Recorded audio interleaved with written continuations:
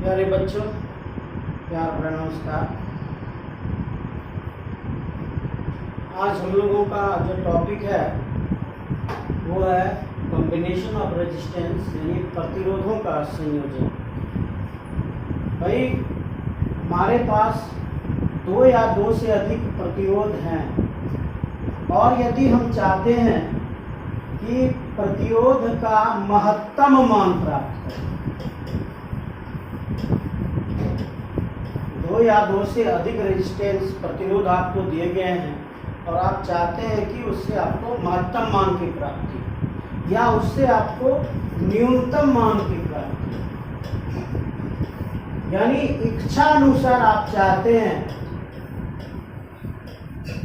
कि हमें जो प्रतिरोध दिए गए हैं उनसे हम अलग एक तुल्य प्रतिरोध का मान प्राप्त करें। तो इसके लिए हम क्या करते हैं, संयोजन करते हैं, उसे किसी न किसी क्रम में उसका संयोजन करते हैं। तो इसको लिखते कैसे हैं कि भाई प्रतिरोधों का संयोजन किसे कहते हैं।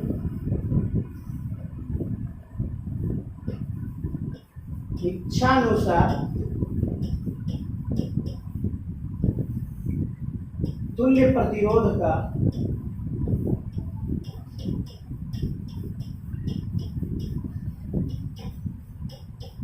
मान प्राप्त करने के लिए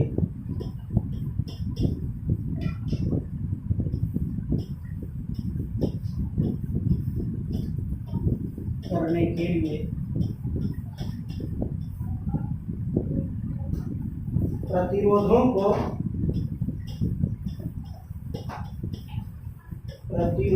को किसी विशेष क्रम में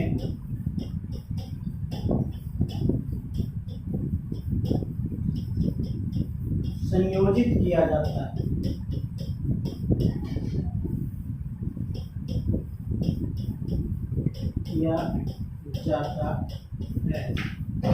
इसे ही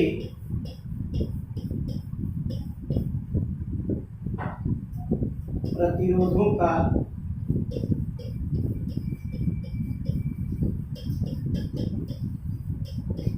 संयोजन या समूहीकरण कहते हैं।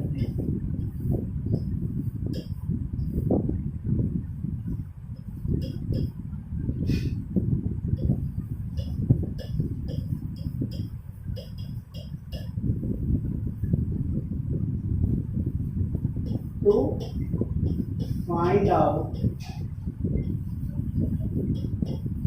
the equivalent resistance from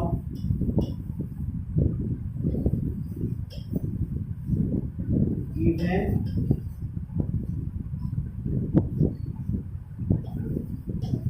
resistances,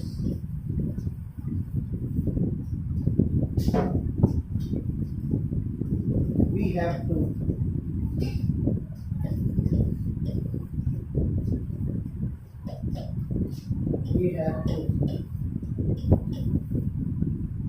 arrange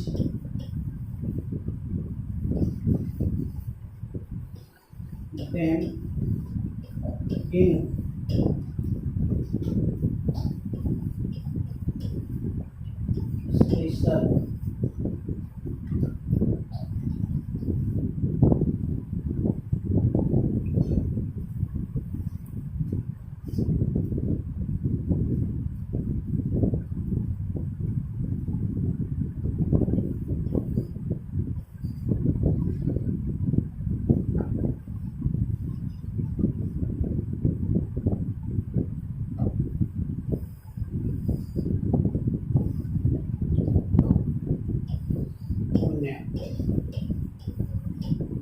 special connection that is called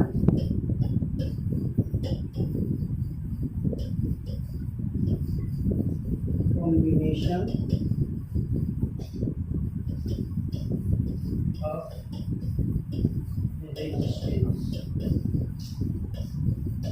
भाई हमें प्रतिरोध से अपने इच्छा अनुसार जो मान प्राप्त कर लेते हैं उन्हें स्पेशल सजाकर, इसे ही हम क्या कहते हैं, प्रतिरोधों का संयोजन होते हैं। ये दो प्रकार के होते हैं,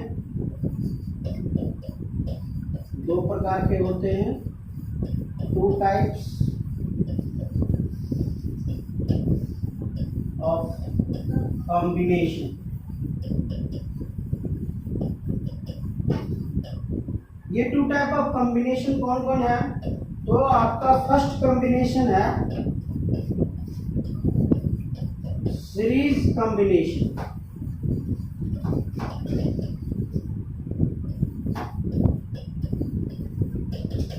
दिए गए प्रतिरोधों को, आपके पास 2 से 3 प्रतिरोध है, 3 से 4 प्रतिरोध, कितने भी प्रतिरोध है, अगर उन प्रतिरोध का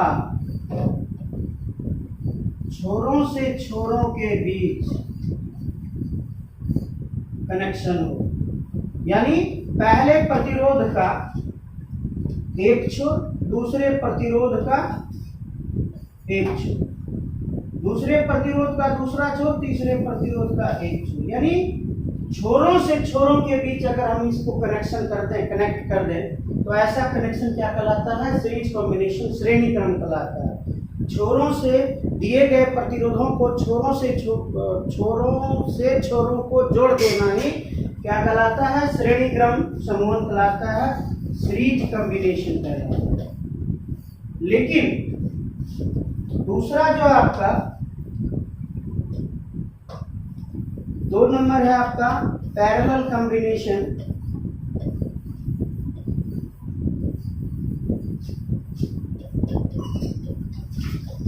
पैरेलल कॉम्बिनेशन में क्या होता है? छोर दिए गए प्रतिरोधों का एक छोर एक ही स्थान पर,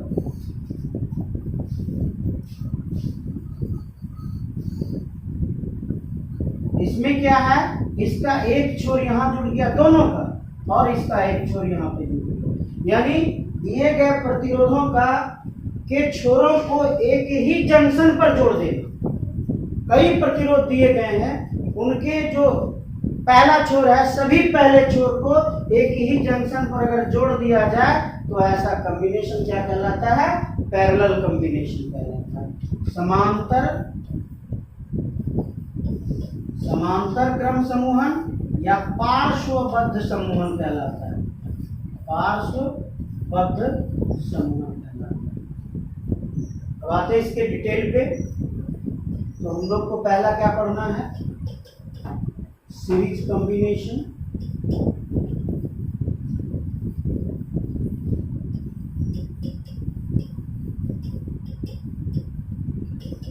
सीरीज कॉम्बिनेशन में क्या होता है?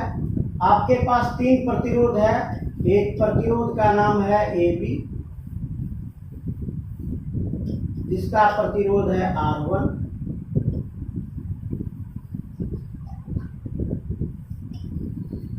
दूसरा प्रतिरोध आपके पास है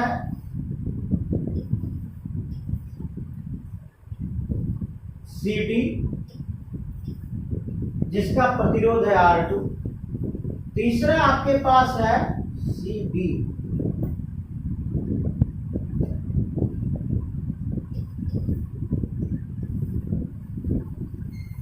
इसका नाम है E,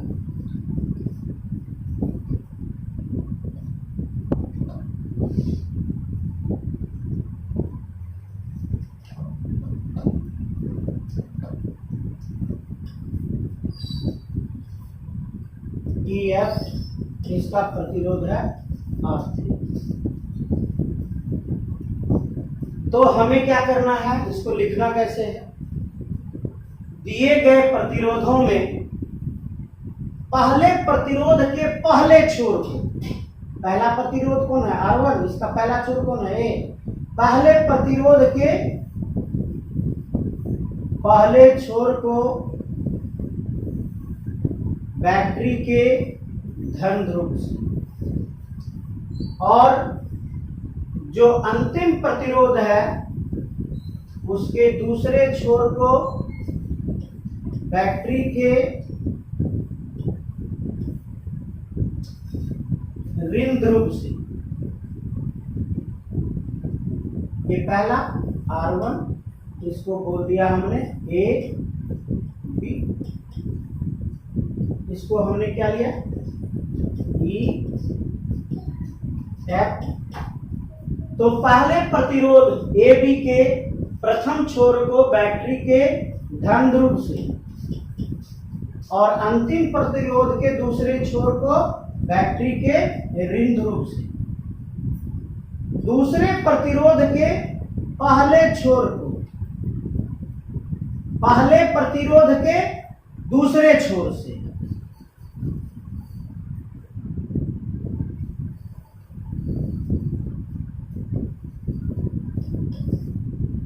तथा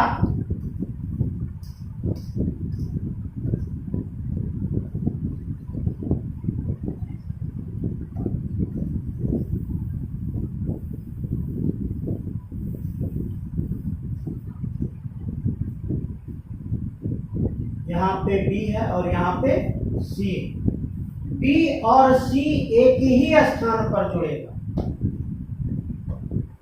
B और C एक ही स्थान पर, ये आपका R2 है। उसके बाद D और E ये दोनों एक ही स्थान पर जुड़ेगा,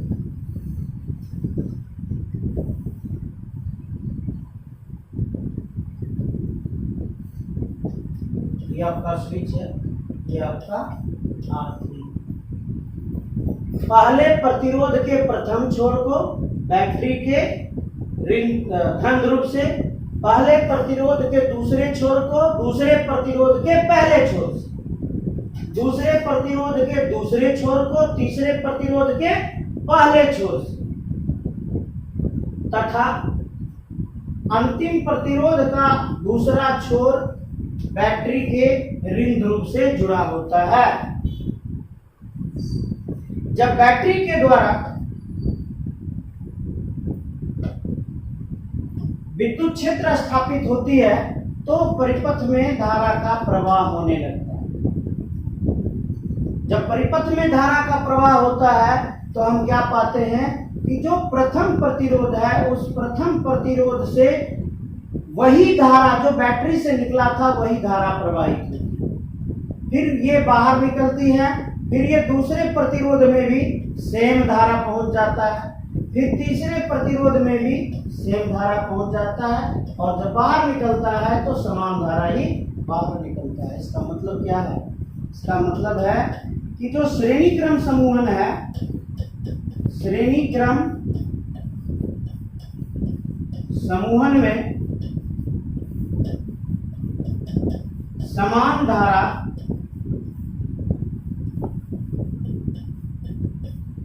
सभी प्रतिरोधों से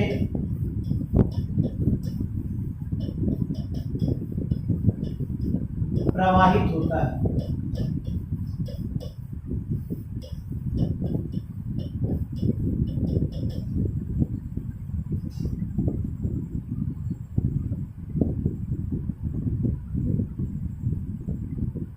current I will flow from all resistance। ये इसका पहचान है कि जो अगर प्रतिरोधों का समूहन श्रेणी क्रम में हुआ है तो जो धारा प्रवाहित हो रही है समान धारा सभी प्रतिरोधों में प्रवाहित होगा, ये इसका पहचान है। नंबर 2, हम क्या जानते हैं कि भाई जो भी कंडक्टर है, अगर वो कंडक्टर है तो उसके छोरों के बीच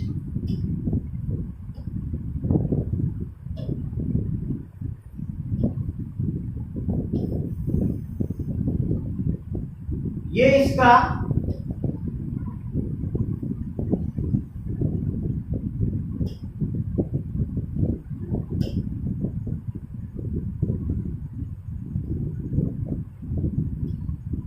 ये आपका कंडक्टर है, तो इसका एक छोर ये हो गया, एक छोर ये हो गया,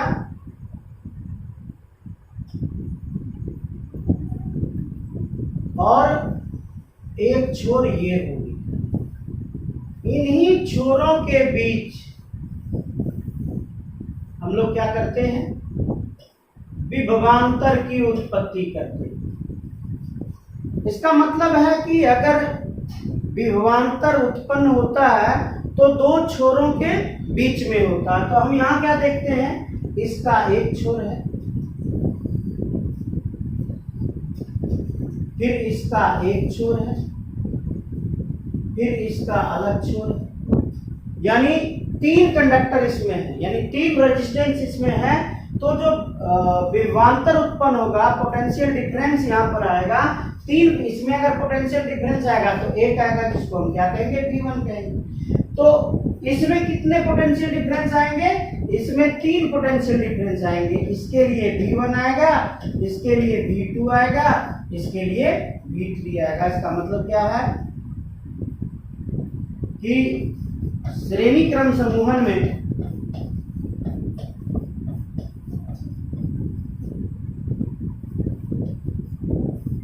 सभी प्रतिरोधों का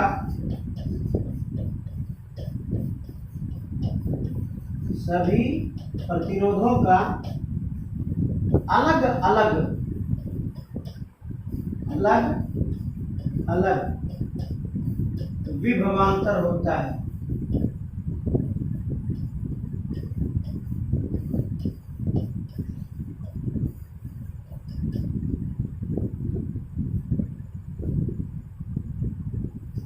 in series combination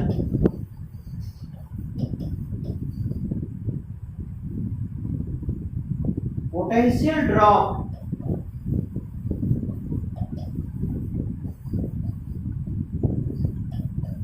across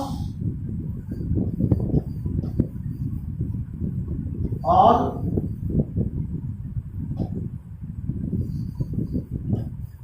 resistance will be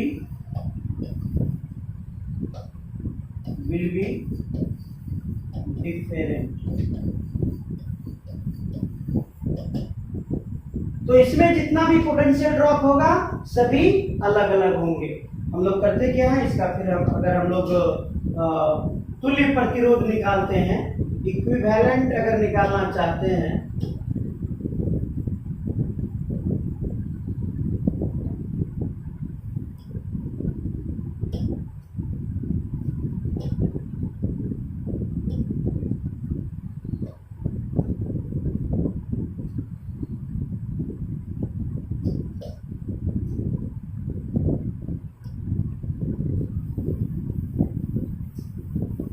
अगर हम इसका इक्विवेलेंट रेजिस्टेंस निकालना चाहते हैं तो हमें क्या करना है, आप सीधा देखिएगा कि इसमें डिवीजन किसका हुआ, जिसका डिवीजन हुआ है उसी का टोटल निकालेंगे। तो डिवीजन किसमें दिख रहा है हमको, पोटेंशियल डिफरेंस में डिवीजन दिख रहा है।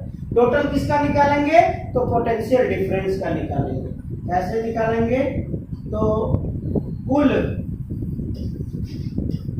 विभवांतर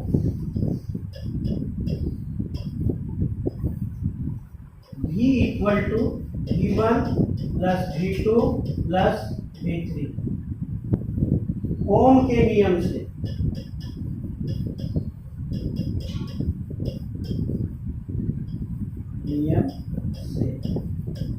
total potential difference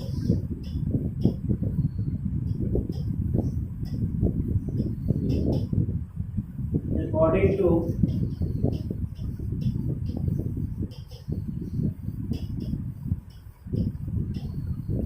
ohms law. हमने ओम का नियम क्या पढ़ा था, V equal to I R, V equal to I are.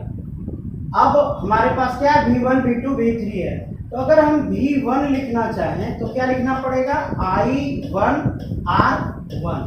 लेकिन जब हम बैक होकर इसके परिपथ को देखते हैं तो हम क्या पाते हैं कि I का जो मान है, I का जो वैल्यू है, सबों में समान है, कहीं अलग नहीं है। तो इसका मतलब I अलग नहीं है, I एक ही है। तो हमको सिर्फ क्या लेना होगा, I लेना होगा।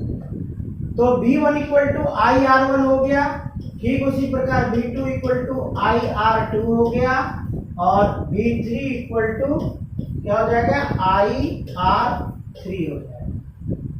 जब इसका मान उसमें पुट करते हैं तो क्या मिलता है, IR equal to IR1 plus IR2 plus IR3।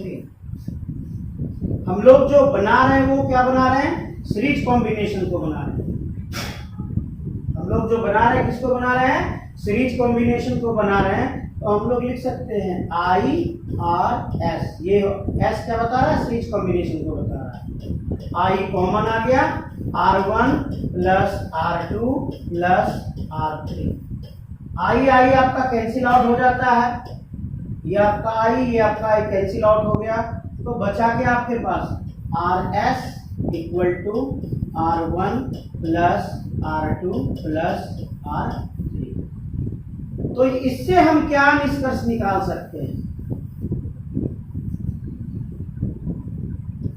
Equivalent resistance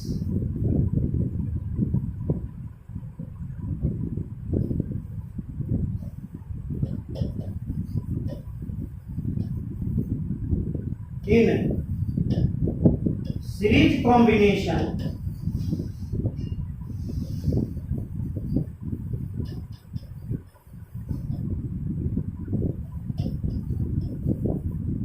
is equal to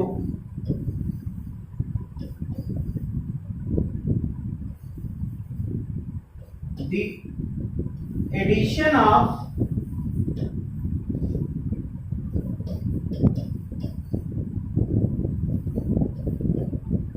all even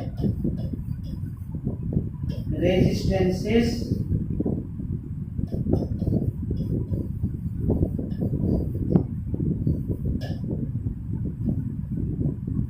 तो सीरीज कॉम्बिनेशन में जो आपका इक्विवेलेंट रेजिस्टेंस मिलता है, आपका तुल्य प्रतिरोध मिलता है, उसका मान क्या होता है, जो भी आपका प्रतिरोध दिया हुआ है सभी प्रतिरोध को जोड़ दीजिए, आपका क्या मिल जाएगा, ये सीरीज कॉम्बिनेशन का रेजिस्टेंस मिल जाएगा। यानी क्या कर सकते हैं, श्रेणी क्रम समूहन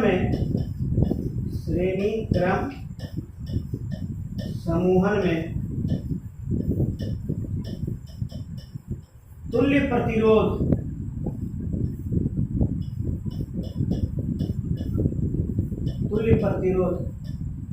दिए गए सभी प्रतिरोधों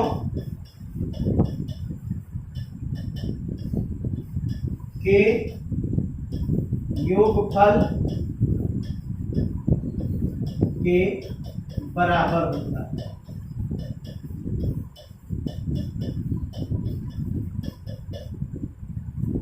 जितना भी प्रतिरोध आपको श्रेणी क्रम में दिखेगा, यानी समान धारा जिन सभी प्रतिरोधों से प्रवाहित होगा, उन सभी प्रतिरोधों को आप ऐड कर दीजिए, उसका तुल्य प्रतिरोध आपको मिल जाएगा। इससे और क्या निष्कर्ष निकलना, सो गौर कीजिए। आपको सूत्र क्या मिला, फार्मूला मिला RS equal to R1 plus R2 plus R3 and so on. ये जो फार्मूला मिला इससे निष्कर्ष निकलता है, मान लिया जाए कि R1 का वैल्यू आपको है 3 ओम, R2 का वैल्यू है आपको 4 ओम, R3 का वैल्यू है आपको 5 ओम। अगर आपको तुल्य प्रतिरोध निकालना है, RS कहे या RE कहे, इक्विवेलेंट रेजिस्टेंस अगर कहे, तो श्रेणी क्रम में क्या करते हैं हम लोग, सबको ऐड करते हैं। तो 3 plus 4 plus 5 RS equal to 7 5 12। तो तो RS का जो मान होगा, यानी सीरीज कॉम्बिनेशन में जो प्रतिरोध का मान होगा, दिए गए प्रतिरोधों में जो महत्तम मान है, इस महत्तम मान से भी बड़ा आपका कौन होगा? तुल्य प्रतिरोध होगा। तो इससे क्या एक रिजल्ट निकलता है? श्रेणी क्रम के तुल्य प्रतिरोध का मान, तुल्य प्रतिरोध का मान दिए गए प्रतिरोधों में महत्तम मान वाले प्रतिरोधों से भी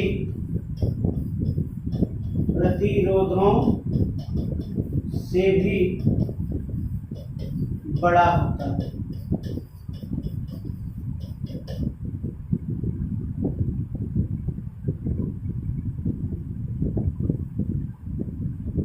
तो आपको क्या क्या सीख मिला? निष्कर्ष आपको निकाल देते हैं। पहला सीख मिला कि श्रेणी क्रम में I का विभाजन नहीं होता है।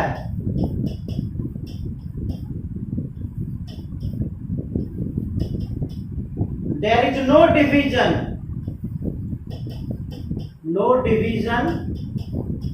of current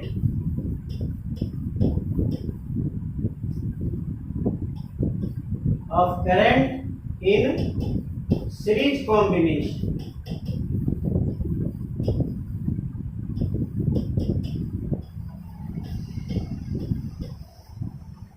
दूसरा सीख क्या मिला आपको? कि जो पोटेंशियल डिफरेंस होता है, potential difference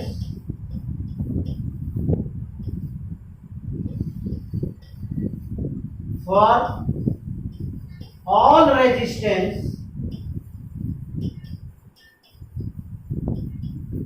in series combination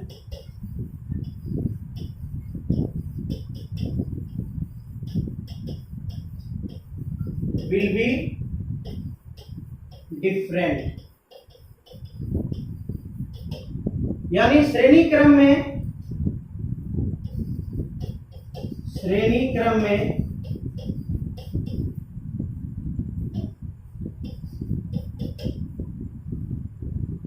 विभवांतर सभी प्रतिरोधों का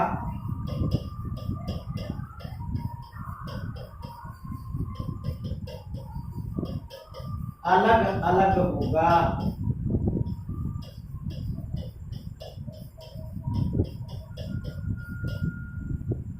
अगला सीख क्या मिला? अगला सीख मिला कि जो आपका इक्विवेलेंट रेजिस्टेंस या आप तुल्य प्रतिरोध कहते हो श्रेणी क्रम में, ये इसका मान लिए गए प्रतिरोधों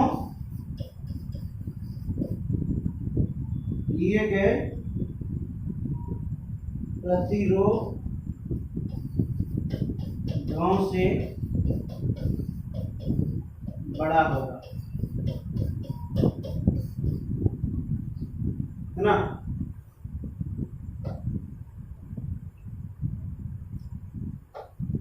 लिए गए प्रतिरोधों से बड़ा होगा। और RS का फार्मूला क्या हो जाएगा? RS इक्वल टू जितना भी प्रतिरोध है सभी प्रतिरोध को आप जोड़ दीजिए। ये आपका इससे टोटल निष्कर्ष निकल के आता है।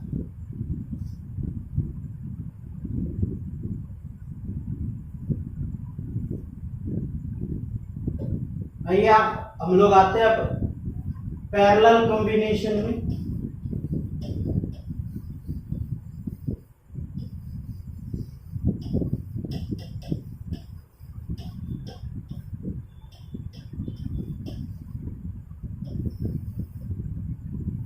समांतर भी कहते हैं इसको,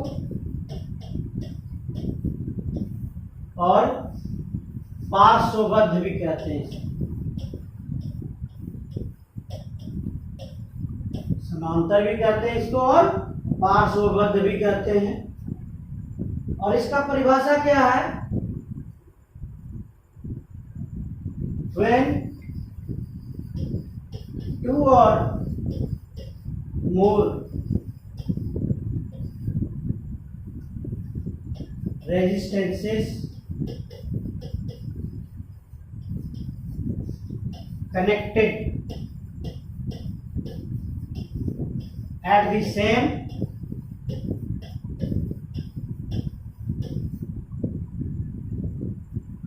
junction, combination is called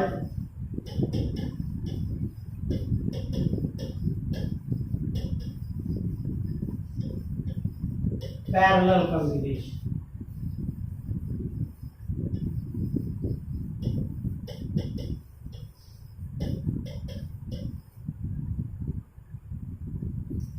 दो या दो से अधिक प्रतिरोधों को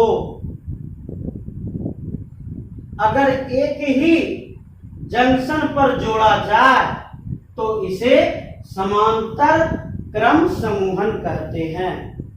दो या दो से अधिक, when two or more, दो या दो से अधिक प्रतिरोधों को एक ही जंक्शन, सेम जंक्शन, एक ही जंक्शन पर जोड़ा जाए, कनेक्टेड, जोड़ा जाए, तो ऐसे संयोजन को क्या कहते हैं? पैरेलल कॉम्बिनेशन, समांतर क्रम समूहन कहते हैं। इसके चित्र को देखा जाए।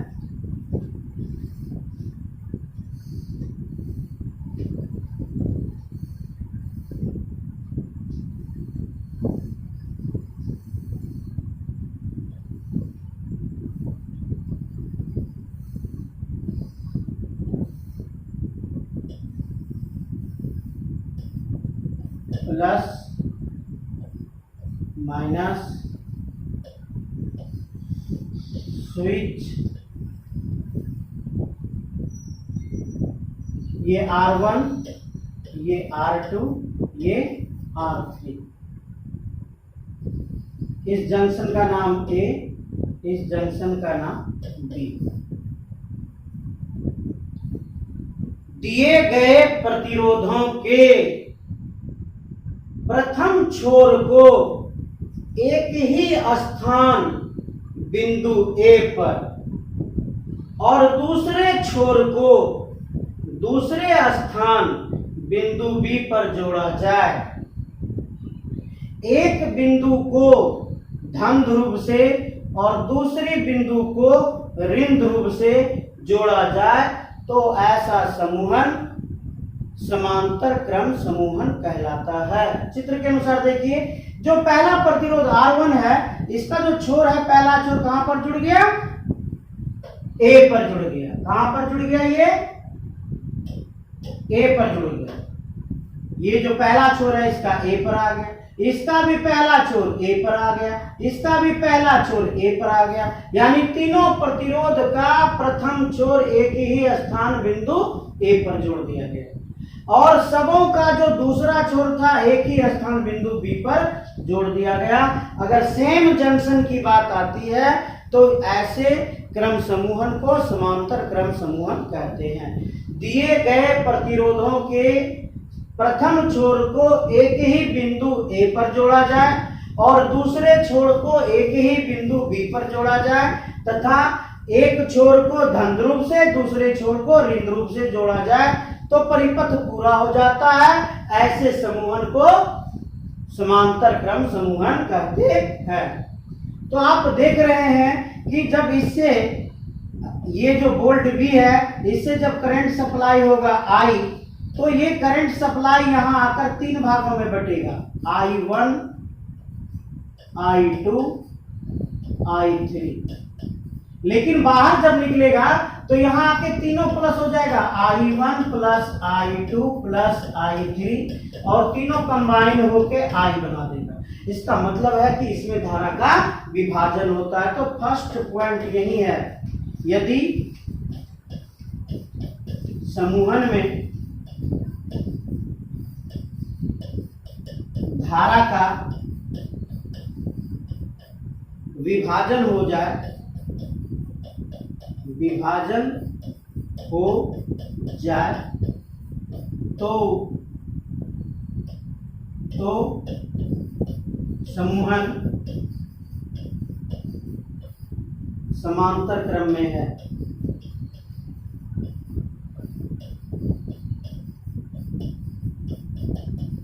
ये आपका पहचान है कि धारा का विभाजन हो जाए। अगर धारा का विभाजन नहीं होता है तो वह श्रेणी क्रम है, अगर धारा का विभाजन हो जाता है तो वह कौन सा क्रम है? समांतर क्रम है। If current gate divided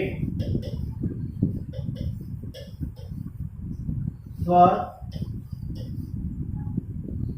all given resistance,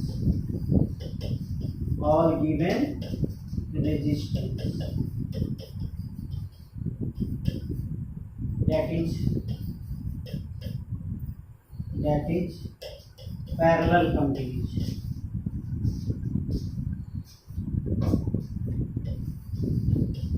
Parallel combination of resistance। ये तो पहला पहचान। अब हमारे पास जो जंक्शन है, जो विभव है, दो ही विभव है, एक बी और एक बी और एक ए। तो दो बिंदुओं के बीच एक ही विभवांतर उत्पन्न हो सकते हैं। तो बिंदु ए और बी के बीच विभवांतर बी उत्पन्न हो रहा है, तो हम क्या कर सकते हैं? सभी प्रतिरोधों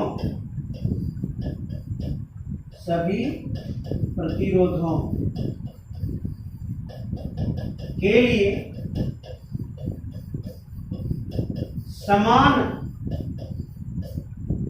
विभवांतर होगा, समान विभवांतर होगा।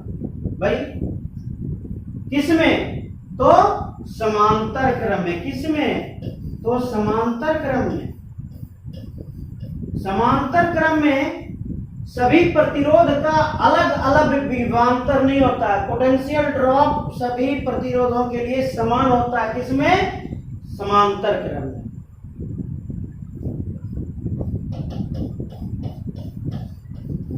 Potential drop for all resistances will be same in parallel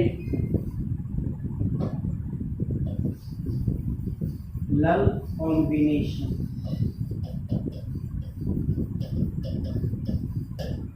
ये आपका पहचान हो।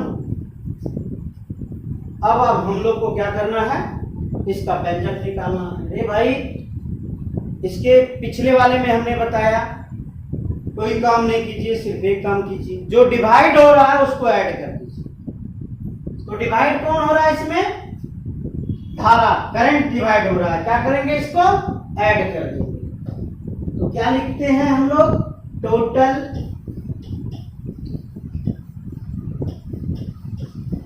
Current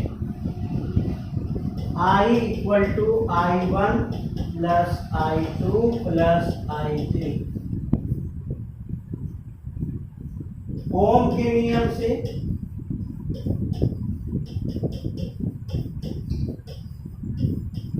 according to Ohm's law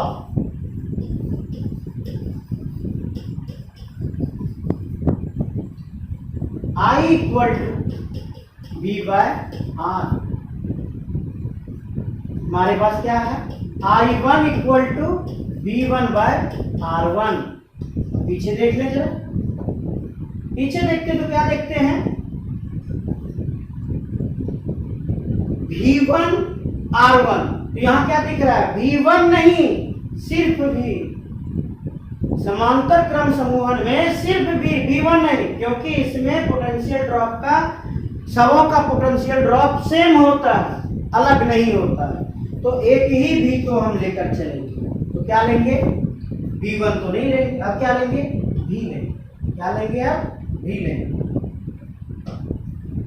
ठीक इसी प्रकार I2 equal to V by R2, I3 equal to V by R3। Total value को उसमें पुट करेंगे तो क्या मिला हमें, V by R equal to V by R1 plus V by R2 plus V by R3। तो ये हम लोग क्या पढ़ रहे हैं, पैरेलल कॉम्बिनेशन पढ़ रहे हैं। अगर पैरेलल कॉम्बिनेशन पढ़ रहे हैं तो इसको यहाँ P डाल सकते हैं। तो इसमें V को कॉमन ले लीजिए, 1 बाय R इक्वल टू, यहाँ भी कॉमन आ गया, 1 by R1 plus 1 by R2 plus 1 by R3।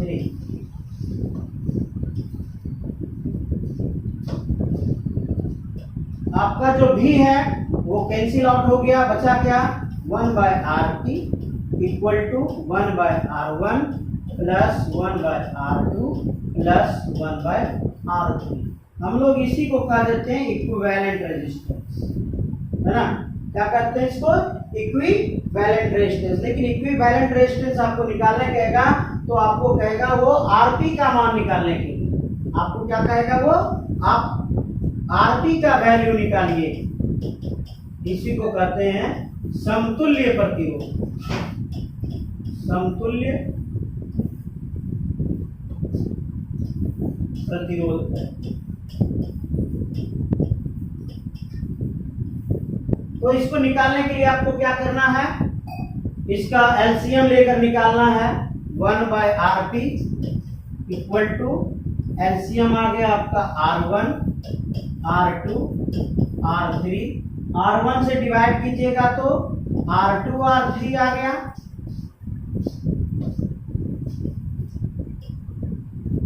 Plus अगर R2 से डिवीजन कीजिएगा R1 R3 आ गया, R3 से डिवीजन कीजिएगा तो R1 R2 आ गया। तो इसको उल्टा दीजिए, व्युत्क्रम कर दीजिए, RP equal to R1 R2 R3 by R2 R3 plus R1 R3 plus R1 R3। अगर यही दो वाला होता तो आसानी से बन जाता कि दो प्रतिरोध है आपका, तो RP इक्वल टू क्या हो जाता, दो प्रतिरोध है तो ऊपर में हो जाता R1 R2 और नीचे में क्या हो जाता, तीन था तब ना, दो दो आया, R1 प्लस R।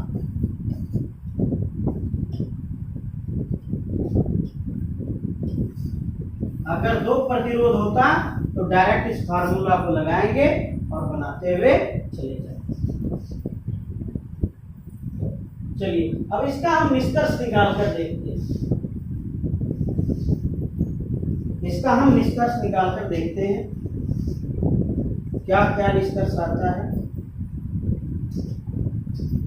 फार्मूला क्या मिला, 1 by RP equal to 1 by R1 plus 1 by R2 plus 1 by R3। तो क्या लिख सकते हैं, समांतर क्रम समूहन में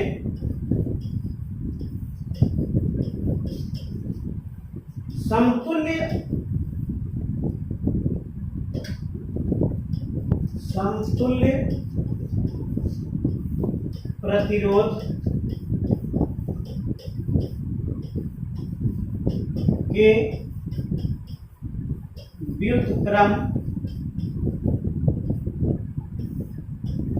का मान अलग अलग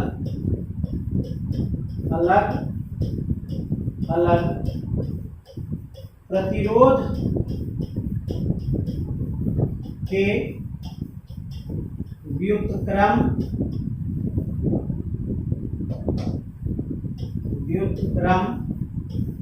के योगफल के बराबर होता है।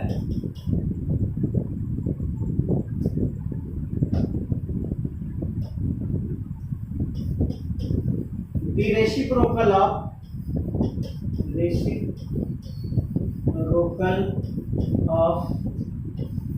equivalent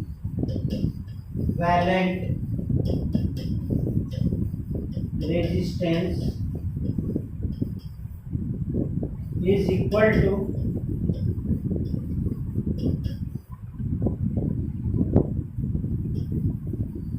the addition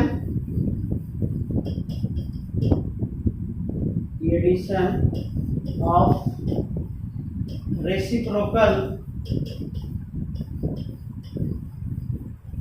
of all given resistances।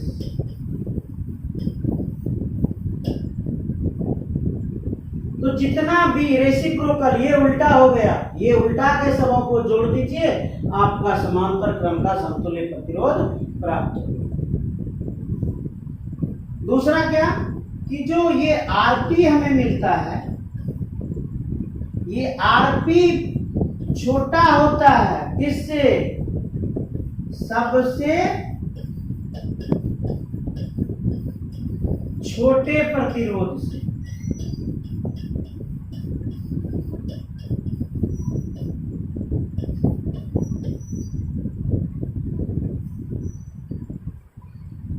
जैसे आपको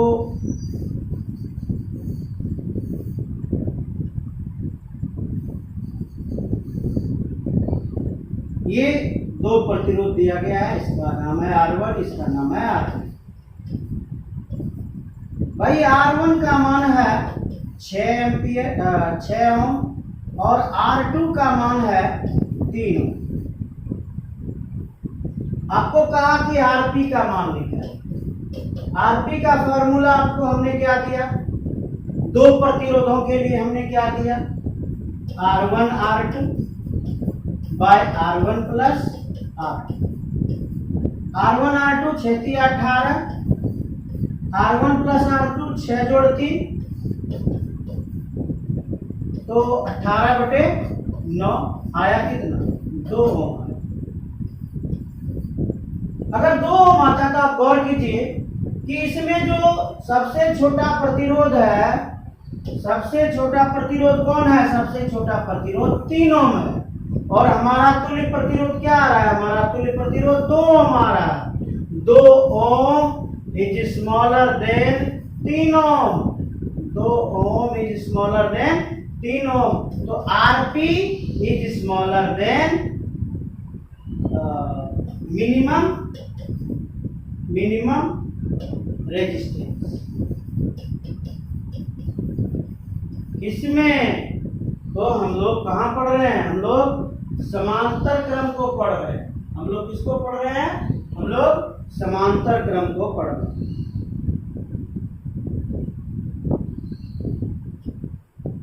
आपको अगर दे दे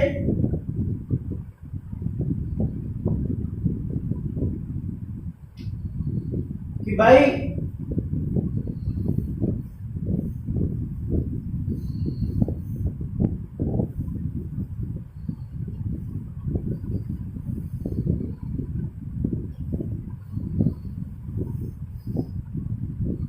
ये आपका 3 ओम, ये आपका 3 ओम, ये आपका 3। आइए अब आरपी का मान आप निकालें। तो हम लोग क्या करते हैं भाई? सीधा कि 1/RP equal to 1/3 plus 1/3 plus 1/3। 1/RP equal to LCM 3, 1 plus 1 plus 1 3/3। 1 ohm, sorry 1 ohm नहीं कहिए, इसको पहले कहिए 1/1 ओम। इसको उल्टा दीजिए, Rp इक्वल टू 1 ओम। तो भाई इतना प्रोसेस अगर करना है तो आप सीधा इस सूत्र से भी बना सकते हैं कि Rp equal to R/N, Rp equal to R/N, Rp equal to कोई एक R का वैल्यू दे दीजिए, कितना है 3 है, 3 दे दीजिए। N कितना है 3 है, 3 दे दीजिए बराबर 1 हो।